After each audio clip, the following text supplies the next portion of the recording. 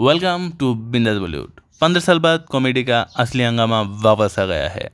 Housefull franchises के 15th anniversary पर makers ने ड्रॉप किया है हाउसफुल 5 का धमाकेदार टीजर। और भाई इस बार कॉमेडी के साथ साथ सस्पेंस और किलर ट्विस्ट भी है।